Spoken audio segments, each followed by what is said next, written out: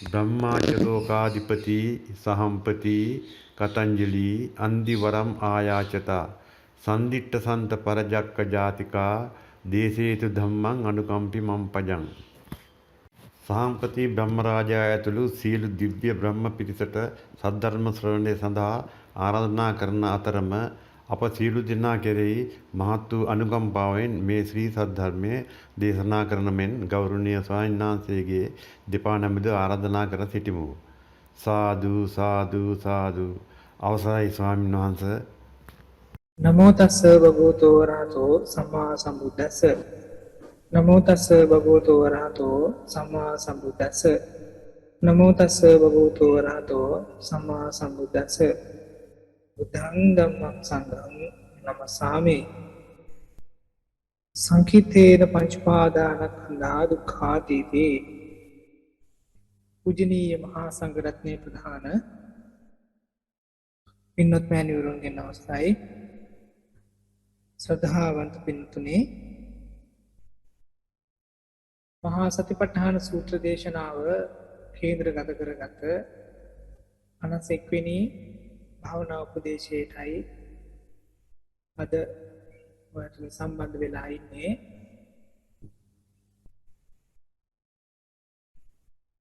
පහුගිය සතිය වෙනකොට අපි මේ මහා සතිපට්ඨාන සූත්‍ර දේශනාවේ ධම්මානුපස්සනාව කියන කොටසේ පංච උපාදානස්කන්ධ කියන අධීරේත් ඔය සංඥා කොටස ගැන, සංඥා ස්කන්ධය ගැන සාකච්ඡාවට ලක් කළා. මේ කොටසේදී මම විශ්වාස කරනවා අපිට අපේ ජීවිතවලට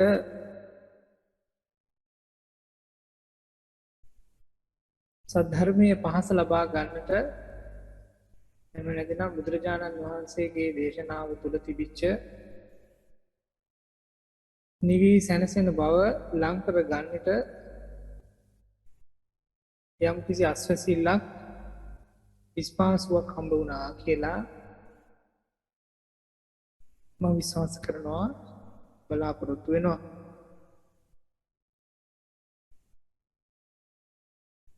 සතිපට්ඨානය කියන ඒ වචනයත් එක්ක බලනකොට සිහිය පිහිටුවීම කියලා කියන ඒ වචනයත් එක්කයි අපි අපේ සාකච්ඡාව කරගෙන යන්නේ. මුලින් අපිට සිහියක් කියන දෙයක් හඳුනා ගන්නට කරුණු කාරණා ඕන. ඒක ශරීරයෙන් බාහිරට භාවිතා කළා පළවෙනියෙන්ම. මොකද නැත්නම්ගෙත් මගෙත් හිත ගොඩක් දුරට ශරීරයෙන් බාහිරට ගිහිල්ලා තියෙන හන්දා. ඒක පුරුද්ද හන්දා. පසුව අපිට පුළුවන්කම හම්බුණා ශරීරයේ කොටස් වල සතිමත් වෙන්න. අංග පසංග වල සතිමත් වෙන්න අවස්ථාව හම්බුණා. ඊළඟට අපි භාවිතා කළා ශරීරය කියන ඝන සංඥාවෙන් අයින් වෙලා මේ ශරීරය අස්සේ ඇතුළේ ඉතුරු වෙලා තියෙන අනිකුත්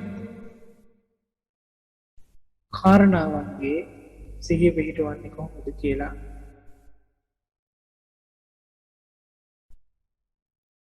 ධම්මානුපස්සනාව කියන කොටසේදී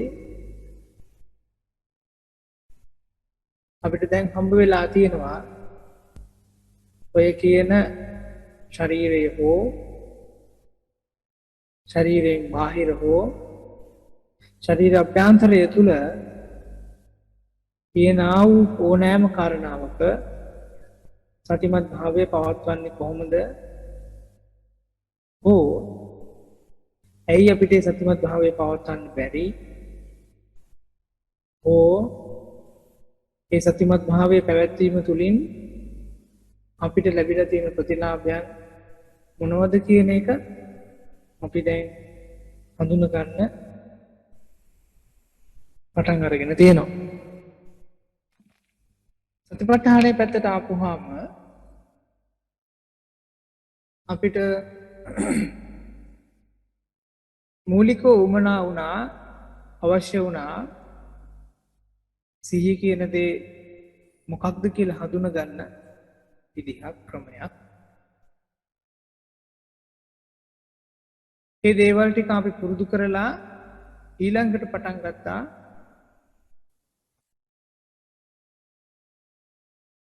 සතිමත් භාවය තුළ කිමිදිලා ඉන්නේ කොහොමද? නැවතිලා පළපදියම් වෙලා ඉන්නේ කොහොමද කියන එක ඉගෙන ගන්නට.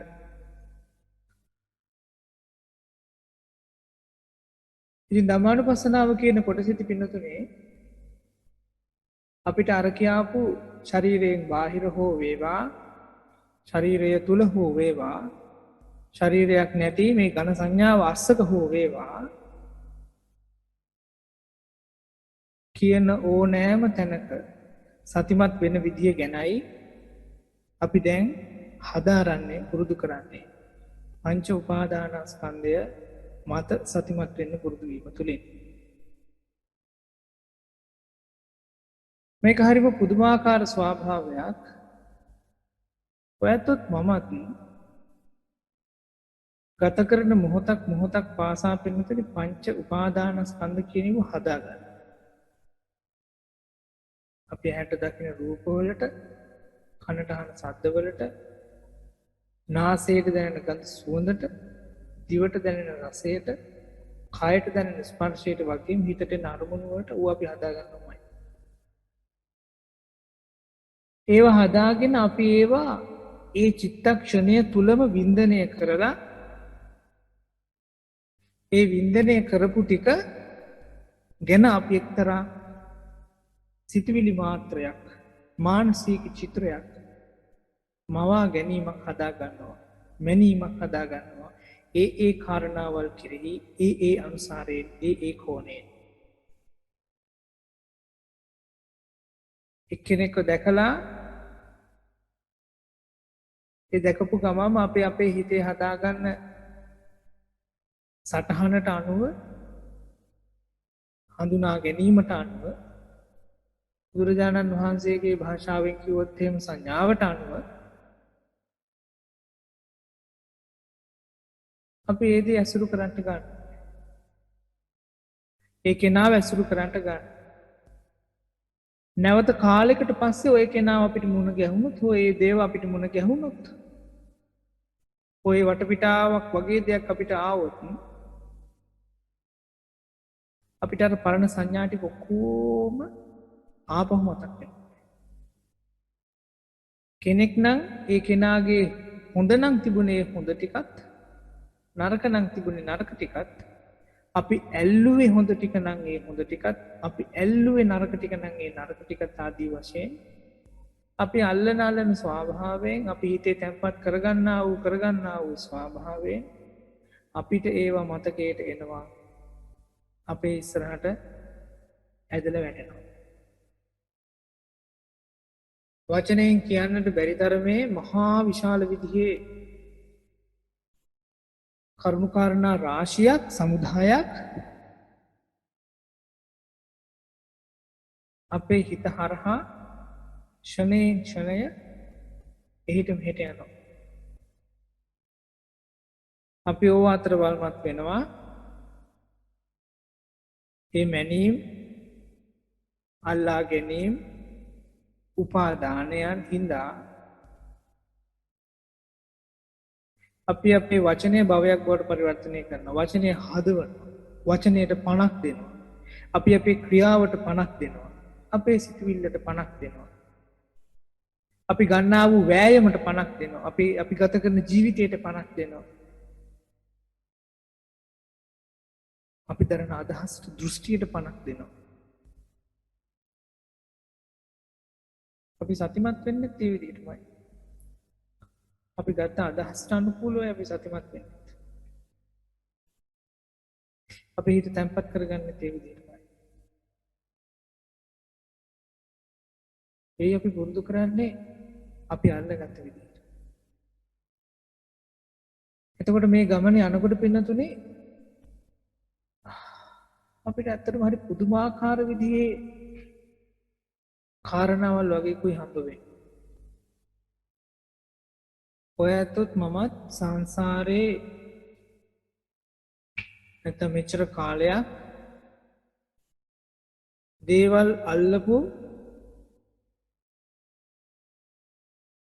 ඇලපදියම් කර ගනිපු මගේ සන්තකේ තියාගන්න උත්සාහ කළපු ඒ ස්වභාවයයි අපිට හම්බ වෙන්නේ. ඒ කොහොමද? ඇහැට දකින රූපය තුල අපි හදාගන්න සංඥාව හඳුනා ගැනීම තුලින් තමයි අපිට ඒක හම්බ වෙන්නේ. කනට අහන සද්දය අපි ගන්න විදිහෙන් තමයි ඒක තීරණය වෙන්නේ. ඔය වගේමයි අනිත් කාරණාවන් වලටත් අපේ ජීවිතය තුළ තියෙන අපේ ඉන්ද්‍රියන් වලට. හරි පුදුමාකාරයි ඒක. ඒ ගන්න සංඥාවක් එක අපි ඒ හදාගන්න මානසික චිත්‍රය,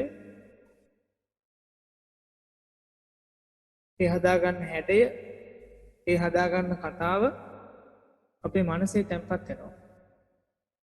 තථාගතයන් වහන්සේගේ වචනයෙන් ඔබට කියනවා සංඛාර කියලා. අද කාලේ කියනවා මෙමරි කාඩ් කියලා.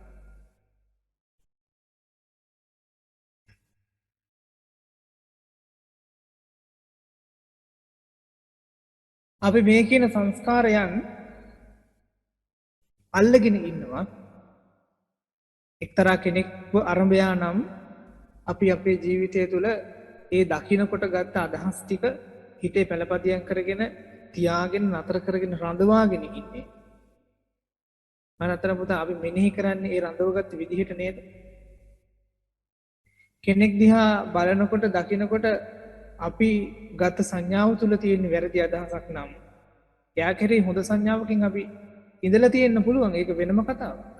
නමුත් එක්තරා අවස්ථාවකදී එක්තරා දවසකදී එක්තරා මොහොතකදී අපි ගත්තේ එයා වැරදි කියලා හිතන විදිහේ සංඥාවක් නම් ඊළඟ මොහොත තුළ අපිට එයාව මුලිච්චි වෙනකොට මුණ ගැහෙනකොට හම්බ වෙනකොට හොඳ සංඥාවක් හොඳ එළියට එන්නේ. අපේ හිත අපිට කතා කරලා කියන්නේ මොකක්ද? ඒ සංඥාවට අපි අර හදාගෙන තියෙන සංස්කාරය තල්ලුව දෙනවා. ඒ සංස්කාරයේ හින්දා තමයි සංඥාව ආයෙත් බෝ කරගන්නේ, වඩා වර්ධනය කරගන්නේ. මේක පුදුමාකාර ගැටයක්. අපි හඳුනාගත්ත හින්දායි අර විදිහේ සංස්කාරයක් හදාගත්තේ. ඒ වගේ මතකයක් හදාගත්තේ. ඒ මතකයේ දැන් තියෙන හින්දායි අර වගේ සංඥාවක්ම නැවතත් ඇති කරගන්නේ. මොකක් හන්දද? රූපේ හන්දා. ඒ රූපය කියන එක අපි තේරුම් ගන්නේ කොහොමද? ඒක වින්දනය කරන හන්දා. පංච උපාදානස්කන්ධය කියලා කියන්නේ එකම කාරණාවක පස් නැත්තක්. එකම කාරණාවක පස් ආකාරයක්. ඒක ඉහළ මතුවෙන විදිහට ප්‍රකට වෙනවා. ඒක හරියට මුහුණත් පහක් තියෙන පෙට්ටියක් වතුරට දැම්මා වගේ වැඩක්. දියේ ගිලිලා යට යන එක කෙසේ නමුත් උඩට එන එක අපිට හොඳට පේනවා. මේ පැත්තයි දැන් උඩට ඇවිල්ලා තියෙන්නේ. ආන් ඒ ආදි වශයෙන්. නමුත් ඔක්කොම එක හා සමානවමයි පවතින්නේ තියෙන්නේ. එනතුනි සතිපට්ඨානය පුරුදු කරන අපි දැන් දන්නවා හෝ ඉගෙනගෙන තියෙන්න පුළුවන්. සිහිය කියලා කියන්නේ වර්තමාන මොහොත කියලා. සිහිය කියලා කියන්නේ මට ඕන දේ කරන්ට යනවා කියන එක නෙවෙයි කියලා. සිහිය කියලා කියන්නේ මාත් එක්ක මේ මොහොත තුල තියෙන දේ මොකද්ද කියලා හඳුනා ගැනීමෙන් අතහරින එක කියලා. ඔය හඳුනා ගැනීමලට ඔය ඇත්තත් මමත් මූලිකව භාවිතා කළේ අර කොස්ස අතු ගන්නකොට ඒකෙන් නැගෙන සද්දේ. එළවලු කපනකොට ඒකෙන් නැගෙන සද්දේ. භවනාවට වාඩි වෙලා අහල පහල සද්දයක් එනවනම් අපි අහගෙන හිටියේ ඒ සද්දේ. හදිසි උනේ නෑ ශරීරයට එන්න. දඟලන්ට ගියේ නෑ. මනාප වුණා ඒ තියෙන විදිහට තියෙන්න දෙන්න. අපි අනාත්මය කියන එක ස්පර්ශ කරන්න පටන් ගත්තේ මට ඕනම දේ කරන්න ඕන නෑ නේද කියන ඒ අධීරත් එක්කයි. ඒත් එක්කයි අපි සමාහිත වුණේ. අපිට අපේ ශරීරය ගැන හෝ හිත දුවන එක ගැන අපිට ප්‍රශ්නයක් ආවේ නැත්තේ ඒකයි. මේ ශරීරයේ වේදනාවල් තියෙනවා දුක් කරදර තියෙනවා කියන එක අපිට ප්‍රශ්නයක් නොවුනේ ඒකයි. අපි තේරුම් ගත්තා ඔව් ශරීරයක් නම් දුකක් තියෙනවා වේදනාවක් තියෙනවා හිතක් කියලා කියන්නේ දුවන දෙයක්. ඒක සාමාන්‍යයි. අපි ওই සාමාන්‍යයට අසාමාන්‍ය විදිහේ ප්‍රතිචාර දක්වන්නට ගිය හන්දයි අපේ සතිපට්ඨානය අපෙන් නිදහස් වුණේ අපෙන් අයින් වෙලා ගියේ.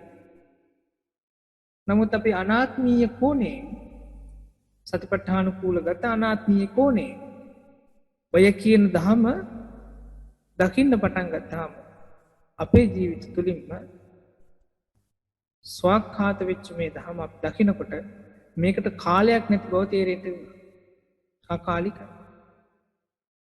මේ මොහොත තුළ මේක සිද්ධ වෙනවා ඉවරයක් වෙනවා මිසක මේක තිබ්බේ මේ වෙලාවේ මම ඉන්නේ මෙහෙම තත්ත්වයක ආදී වශයෙන් අපිට කියන්න පුළුවන් කමක් නැත්තේ නැති බව තේරෙන්න උනා. ඒ විදිහට ඝන සංඥාවකින් සිහිය පිහිටවන්න ආරම්භ කරපු ඔයත්ොත් මමත් තථාගතයන් වහන්සේගේ මේ සතිපට්ඨාන සූත්‍රය අහන්දා අපි දිගට ගිහිල්ලා මේ ඝන සංඥාව පුළුවන් තරම් සියුම් කරන්න පටන් ගත්තා. ඒ අතර අපිට හම්බ වුණා ඒ ඝන සංඥාව ඇඟිලි ගහන අවස්ථාත් එහෙම නැති අවස්ථාත් හම්බ. ඒ හැම එකකටම අපි අපේ හිත පුරුදු කළා කාලාන්තරයක් තිස්සේ. අපේ හිතේ වැඩෙන ස්වභාවයන් ටික අපි මැනගත්තේ තේරුම් ගත්තේ කමඨහන් වාර්තාව සකස් කරලා. එහෙම නැතිනම් භාවනා කරලා අවසානයේට ආපස්සට මෙනෙහි කරලා. දැන් අපිට අවස්ථාවක් හම්බ වෙලා තියෙනවා පින්නතුනේ. පරයන්කේ හිටියා හෝ නැත අපි දකින රූපේට හැබෑවටම අපි මධ්‍යම වූ ප්‍රමාණයට එහා ගියපු විදිහේ හඳුනා ගැනීමක් කරනවා නම් ඒ කියන්නේ අපිට දුක ඇති වෙන විදිහේ හෝ බාහිර දුක ඇති වෙන විදිහේ හෝ මේ දෙපිරිසටම කරදරයක් සිද්ධ වෙන විදිහේ මොකක් හරි දර්ශනයක් අපි දරනවා නම් දැන් අපිට ඒක තේරෙන්න පටන් ගන්න තියෙනවා. අපි දැන් ඒක අල්ලන්න පටන් ගන්න තියෙනවා.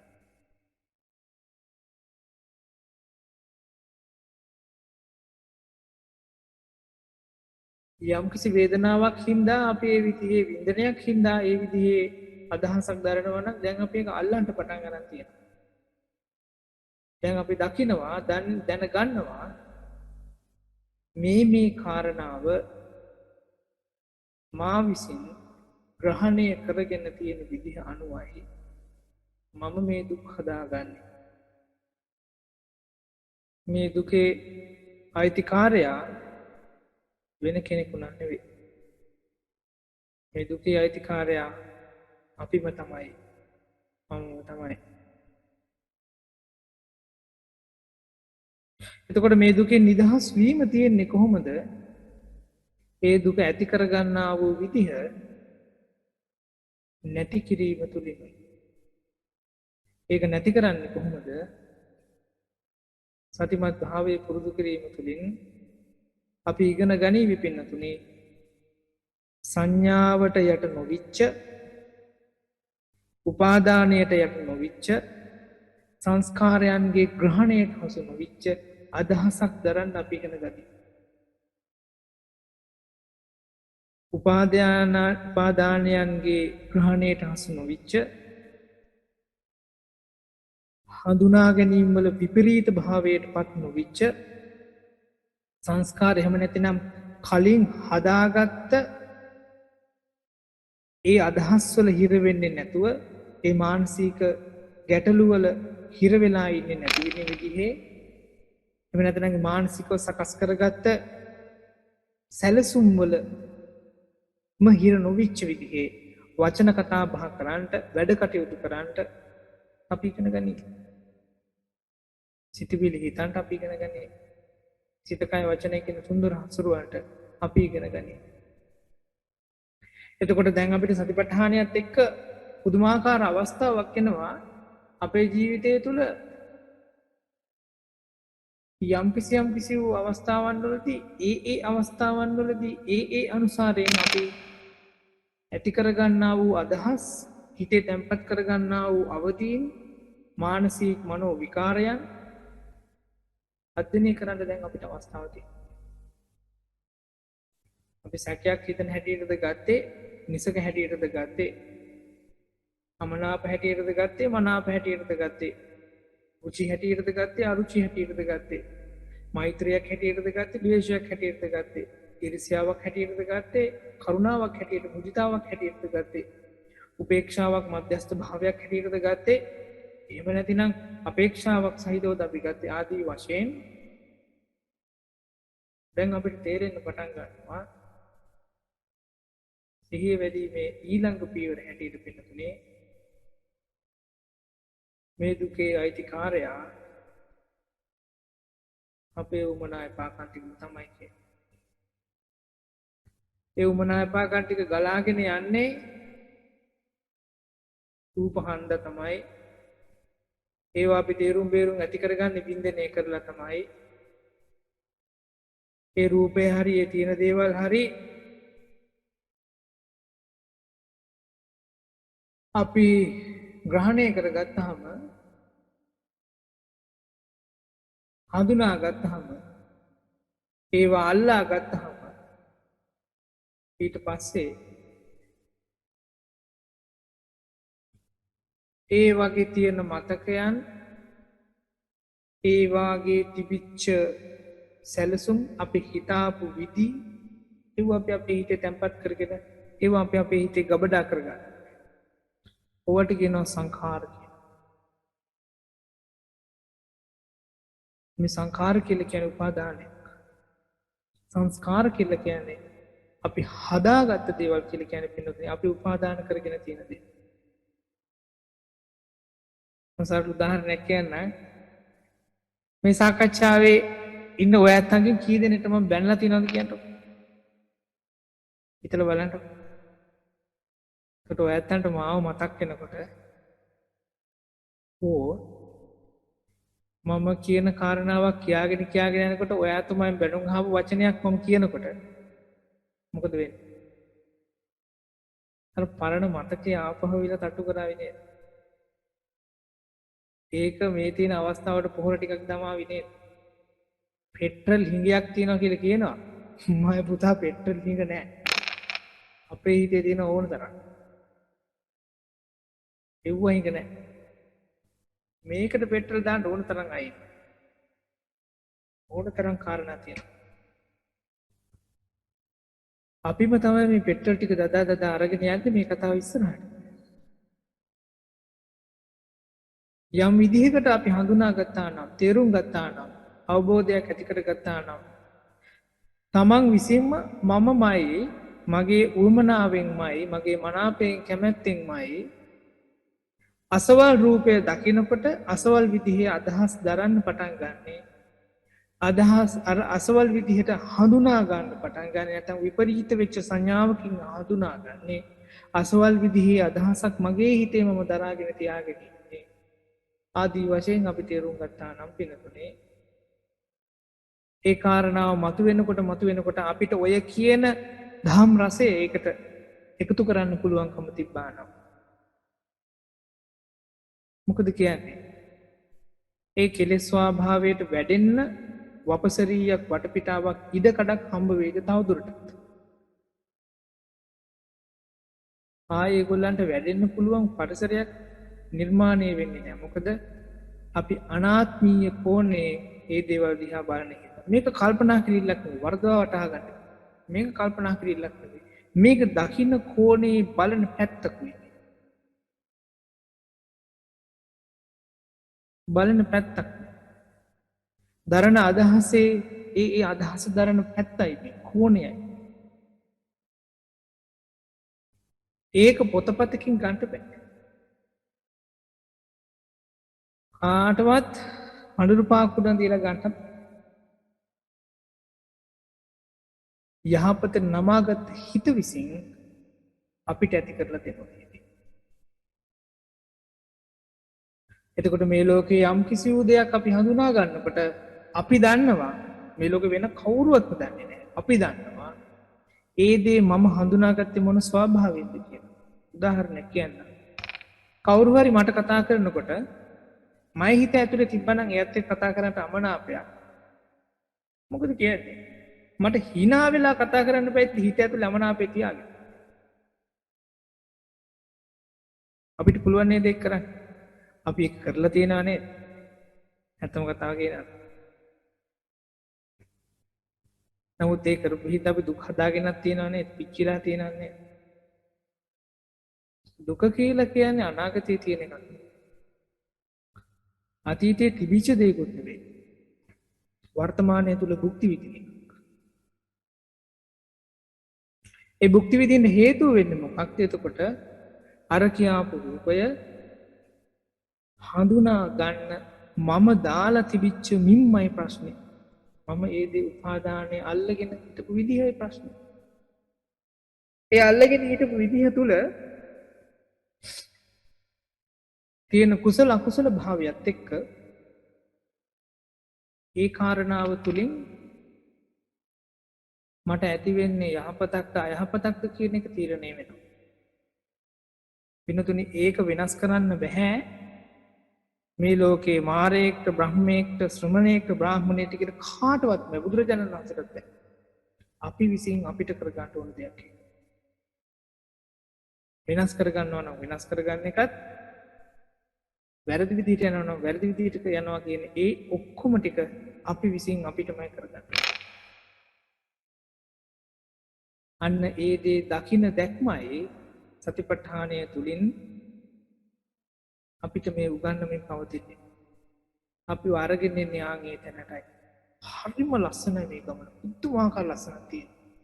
මේ සාකච්ඡාව පටන් ගත්ත මුල්ම කාලේදී මම මෙහෙම කතාවක් ඔයයන්ට කිව්වනම් එහෙම මේ සාකච්ඡාව එච්චර තියෙන්නේ නැහැ. මේක නතර කරලා දානවා කට්ටිය. අහන්න මනාප නැති වෙන්න පුළුවන්. මොනවද මේ කියන්නේ? නමුත් දැන් ඔයයන්ට තේරෙනවා නම් මේක එහෙම එකක් තියෙනවා ඒක අපිට අල්ලන්න පුළුවන් කියලා. පින්නතුනි මේක එතකොට අනාත්මයි හෝ උපාදානස්කන්ධය කියලා කියන්නේ මෙන්න මේකයි කියලා මෙනෙහි කිරිල්ලක් නෙවෙයි. උතේපතේ තියෙනවා. ඒ මෙනෙහි කිරිල්ල නෙවෙයි. අපි ඒ දැනුම එකතු කරගන්න අපි ඒවා ඒක ඇසුරු කරනවා. ඒක හොයනවා බලනවා. එතම කතාව කියනවා නම් මේ දැනුම කියලා කියනකොට මට මේ කියන්න අවස්ථාවක් ආවේ. අද අපේ බෝලංකන්ද තපවර්ණට ධර්ම රත්නේ වැඩි. මට ත්‍රිපිටක කට්ටයක් හම්බ වුණා. කොරණ අපේ සුජාත මෑණියෝ තමයි මූලිකත්වයේ ගත්තේ වෙනුවේ. අද උදේ ටික හම්බ වුණා. ඉතින් මම මේ පොත් ටිකත් ළඟ තියාගෙන තමයි අද ධර්ම දේශනාව කරන්නේ. සාවත්‍යංග සාකච්ඡාවට සම්බන්ධයි. ඒකත් ඇත්තට මතක්. එසේ හෝ අපි දැන් ඉගෙන ගන්නවා ඇහැට දකින රූපයට, කනට අහන ශබ්දයට, නාසයට දැනෙන ගඳ සුවඳට, දිවට දැනෙන රසයට, කයට දැනෙන ස්පර්ශයට, මනසට එන අරමුණට. මනසට එන අරමුණ පැත්තකින් තියන්නත් පුළුවන් වුණා නම් අපි දක්වන ආකල්පය මොනවද කියලා හොයන්න. මේක මෙහෙම කිව්වා කියලා වර්ධවා වටහා ගන්න එපා. මම මේ සාකච්ඡාවේ මුලක ඉඳලම කිව්වා වගේ අපි මේ වැඩේ පටන් ගමු අපි පොඩි ළමයි කියලා හිතලා. මොන්ටිසෝරියෙන් පටන් ගමු.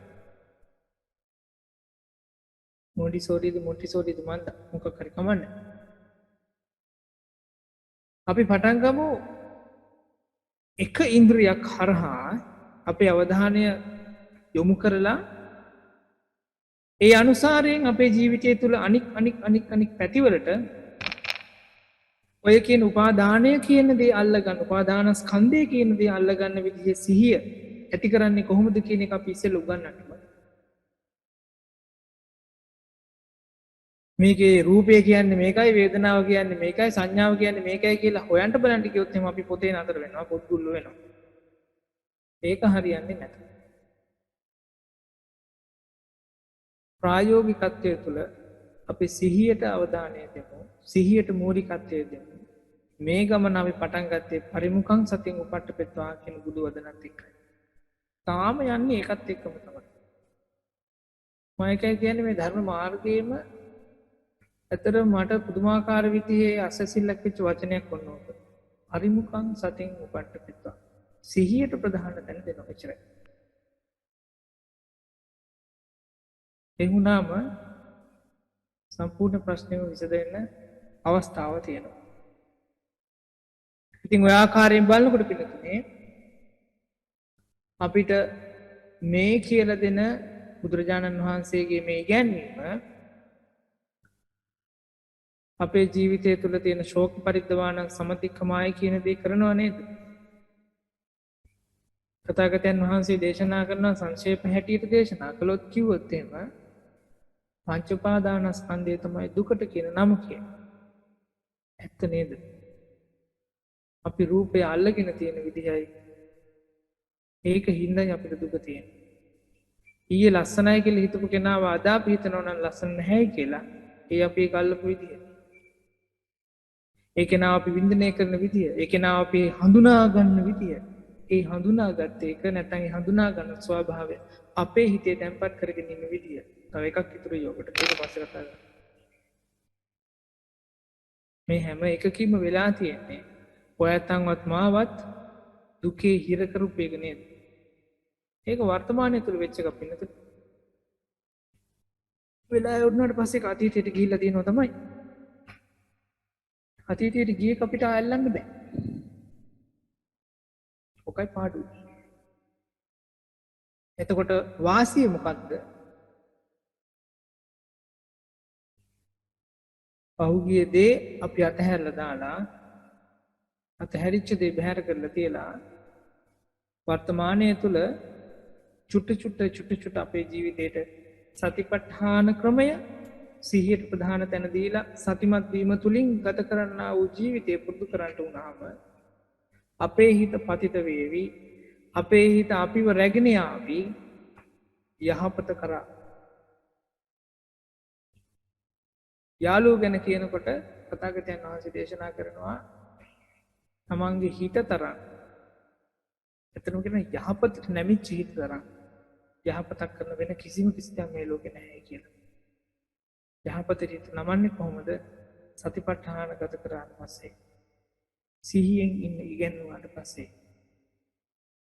ඉතින් මේ විදිහේ කටයුතු අපිට කරන්න පුළුවන් නම්, ඒ විදිහට අපේ හිත පුරුදු කරන්න පුළුවන් නම් සංසාරයේ කෙසේ වෙතත් එච්චර දීර්ඝ කාලයක් අපි පුරුදු කරලා තිබිච්ච අපේ පුරුදු ගොන්න අපි මේ ජීවිතය තුළ දකින්න ඉගෙන ගනීවි. ඒවා දැකලා ඔය කියන සංස්කාරයන් වලට සංස්කාරික භාවයක් සිද්ධ නොවෙන්න ඉඩ තියලා ඒ දේවල් වලට උපාදානයක් කරගන්න තරමේ දෙයක් සිද්ධ නොවෙන්න ඉඩ තියලා අපි වැඩ කටයුතු කරන්න පටන් ගන්නීවි. ආලේති රස මාදාය ඒවං ගාමේ මුනි චරේ. ධර්මයෙන් ප්‍රයෝජනෙ ගත්ත කෙනා සමාන කරනවා පින්නතුනි බඹරෙක්. මලක රොන් ගන්න බඹරා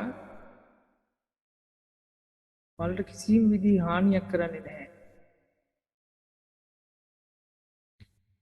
මේ ධර්ම මාර්ගයේ හැසිරිච්ච උත්තමයා කියන කෙනා අන්න එවන් වූ ආකාරයක් කියලා කියනවා. එයාතු මේ පංචස්කන්ධයක් පාවිච්චි කරයි. උපාදානයක් කරගන්නේ නැතුව. ආහාර මල මගේ, මේ මල මගේ, අරක මට එපා, මේක මට එපා ආදී වශයෙන් එහෙම ගන්නෙ නැතුව, උපාදානයක් කරගන්නේ නැතුව හැම දෙයක් කෙරෙහිම, හැම කාරණාවක් කෙරෙහිම, හැම සංඥාවක් කෙරෙහිම, හැම රූපයක් කෙරෙහිම, හැම වේදනාවක් කෙරෙහිම, හැම සංස්කාරයක් කෙරෙහිම උපාදාන රහිතව ජීවත් වෙයි. හරි පුදුමාකාර ලෝකයක් වෙයි. එයත් ඒ විදිහට ඉන්නේ අනාගතය තුල නෙවෙයි, අතීතය තුලත් නෙවෙයි. පැහැදිලි වර්තමානය තුලයි. සිහියෙන් අපිට උගන්වන්නේ වර්තමාන මොහොතේ ඉන්නේ කොහොමද කියලායි. අලං වායතු මින් තත්ත්ව අත්කාමේ විජාතුනෝති. එහෙනම් වෙනතුනේ ඒ දේ කරන්නට වෑයම් කරන එකයි හොඳ. කාටද එහෙම කියන්නේ? අත්තකාමේන ජන්තුනෝති. යහපතට කැමති අය ඉන්නවා නම් එහෙනම් මේකට වෑයම් කරන එකයි කරන්න සුදුසු වෙන්නේ. ඔන්න ඔයතට අවස්ථාව තියෙනවා තම තමන්ගේ දිනදා ජීවිතය තුළ තියෙන අත්දැකීම ප්‍රයෝජනයට අරගෙන දුක කියන්නේ මොකක්ද? මම පුද්ගලිකව දුක හදාගන්නේ කොහොමද? ඒ හදාගෙන තියෙන දුකට හේතු වෙලා තියෙන්නේ මොනවද කියලා ඉගෙන ගන්න බලන්න. එච්චරයි වෙන්න ඕනේ. වර්තමානයේ තුල රූපයක් දකින්නකොට තමන් ඒ රූපය වින්දනය කරන ස්වභාවය මොකද්ද? එහෙම වින්දනය කරන්න හිතේ හදාගෙන තියෙන මානසික චිත්‍රය මොකක්ද? ඒ විදිහට අපිට බලපෑම් කරන සංස්කාරය මොකක්ද? ආදී වශයෙන් අපි ගාව තියෙන අත්දැකීම් අපි ගාව තියෙන අපිව සකස් කරලා තියෙන විදිහ. ඔකට කියනවා ප්‍රෝග්‍රෑම් කරලා කියලා. ඒ විදිහම හොයාගන්න බලන්න. ඒ අනුසාරයෙන්ම අපි දුක ඇති කරගන්නේ කොහොමද කියන එක ගැන ඉගෙන ගන්න. මොකද අපි අල්ලගෙන තියෙන උපාදාන කරලා තියෙන විදිහට අනුවයි අදහස් දරන්නේ, හිතන්නේ, කතා කරන්නේ, වැඩ කරන්නේ, උත්සාහ කරන්නේ, ජීවිතයක් පවත්වන්නේ, වෑයම් කරන්නේ, සිහියක් පවත්වන්නේ. විශ්වාස කරනවා හිත තැම්පත් කරගන්නේ. මේක සමාධියම නෙවෙයි. අපේ හිතේ තියෙන යම්කිසි කෙනෙක් කෙරෙහි තරහක් නම් අපි ඒ කෙනා කෙරෙහි තරහ සිතුවිලිම හිතලා තරහෙන් හිත තැම්පත් කරගන්නවා. තරහ තුල ඉන්නවා. කුසල සිතුවිල්ලක ඉන්න අපිට හරි අමාරුයි. නමුත් තරහ සිතුවිල්ලකම ඉන්න බැයිද? මොකද කියන්නේ? අලෝභ සිතුවිල්ලක අපිට ඒකාකාර විදිහට දීර්ඝ කාලයක් ඉන්න අමාරුයි. නමුත් මොකද රාග සිතුවිල්ලක? මොකද කියන්නේ? ඒවගේ ඉන්න පුළුවන් අපිට. ඒ තමයි අපි අපේ හිත පුරුදු කරලා තියෙන විදිහ. දැන් අපිට අවස්ථාවක් තියෙනවා ඒ පුරුදු කරලා තියෙන විදිය ගැන අපක්ෂපාතී විදිහට නිරීක්ෂණය කරන්න. ඊට කලින් අපි පක්ෂපාතීත්වයක් දරුවෝකට ඔතනට එනකන් ඕක අල්ලන්න හැටි ගැන මොනවද අපි කතා කරේවත් නැහැ. දැන් තමයි අපිටත් ඒක අහුවෙන්න පටන් ගන්න. ඉතින් නිවන් වූ කාරණාවන් සිදු කරලා මේ ජීවිතය තුළ අපි දුක් හදාගෙන ඉන්නවා නම් ඒ දුක් හදාගෙන ඉන්න. ඇත්තටම කියනවා නම් අපි ගොඩක් වෙලාවට නිවන් දැකපු අය. නමුත් මොනවා හරි කාරණා එක දෙකක් තියෙන්න පුළුවන් අපි ගාව කීපයක්. තාම නිවෙන විදිය මොකද්ද කියලා ඉගෙන ගත්තේ නැති. ඒ ටිකම මෙනෙහි කර කර ඉන්න හින්දා අපි ගාව තියෙන අර නිවී සැනසෙච්ච ಗುಣ ටිකට එළියට එන්න විදිහක් නැහැ. අපි හිතනවා නම් කුසලයේ විතරක්මයි හදන්නේ කියලා නෑ පිටුතුනේ එහෙම ගන්න. ඒ කියන්නේ අකුසලයේ අයින් කරලා කුසලයේමයි හදන්නේ කියලා හිතනවා නෑ එහෙම ගන්න නෑ. සතර සම්‍යක් ප්‍රධාන වීරියවල කාරණා හතරක් තියෙනවා. නූපන් කුසල් ඉපදවීමට උපන් කුසල් වැඩි දියුණු කිරීමට. නූපන් අකුසල් නූපද වීමටත් උපන් අකුසල් නැති කිරීමටත්. මෙතන කාරණා හතරක් තියෙනවා. නමුත් අපේ චිත්තසංතාන තුල අපි හිතන්න පුළුවන් මේ වැරද්ද විතරයි හදාගන්න තියෙන්නේ කියලා. නෑ එහෙම එකක් නෑ. හරි දේ අනුමත කරන්නත් ඕන. හරි දේ දකින්නත් ඕන.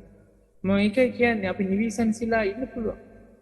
අපි නිවිසනසුණු විදිහේ කතා කරන්නට, වැඩ කටයුතු කරන්නට, හිතන්නට, වෑයම් කරන්නට, ජීවිත පවත්වන්නට, අදහස් දරන්නට, සතිමත් වෙන්න, හිත තැම්පත් කරගන්න පුරුදු කරලා තියෙන්න පුළුවන්. හැබැයි අපි වෙච්චර ගණන් ගන්නේ නැත්තම් ඒවා එච්චර ගානකට යන්නේ නැහැ. ඒකින්ද අපි උත්සාහවන්ත වෙමු පිටුනේ අපේ ජීවිතය තුළ තියෙන වටිනාකම මොකක්ද කියලා හඳුනා ගන්න.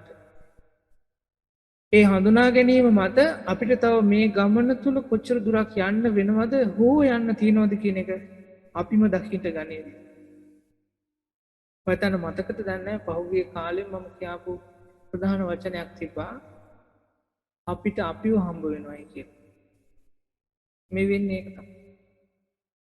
දැන් ඇත්තටම අපි අපිට සම්මුඛ වෙන්න පටන් ගන්න කාලෙක සතිපට්ඨානෙ හින්දා. අපි කියලා අපි හිතාගෙන ඉන්නේ මේ රූපෙන් ඕක නෙවෙයි. ඕක මොකද්ද මේ? අපි කියලා ඇත්තටම තියෙන අපි මොකක්ද කියන එක පේන්න පටන් ගන්න දැන් තමයි. සංක්ෂේප හැටියට ගත්තාම කෙටියෙන් ගත්තාම පංච උපාදානස්කන්ධයම තමයි දුක. මං හිතනවා ඇත්තෝ ඒක ඔව් එහෙමයි නේද කියලා කියාවි. එහෙම විදිහක් කියන්ට ඒ විදිහට තේරුම් බේරුම් ඇති කර ගන්නට ඒ උපාදානස්කන්ධයෙන් නිදහස් වෙන්න ගත කරන ජීවිතය තුළ නිවී සැනසීමක් ලබා ගන්නට අද දවසේ මේ කිරු දුන්න මේ දහම් පණිවිඩයත් ඔයත්න්ගේ භාවනා ගමන දියුණු කර ගන්නටත් සංසාර ගමනෙන් නිදහස් වෙන්නටත් හේතු වාසනා උපකාර වේවා කියලා මම බලාපොරොත්තු වෙනවා. සිල් දනාටම තිරුවන් සරණයි. අන්දමයන් ධම්ම කථාය සාදුකං දදාමසේ සාදු සාදු සාදු අනුමෝ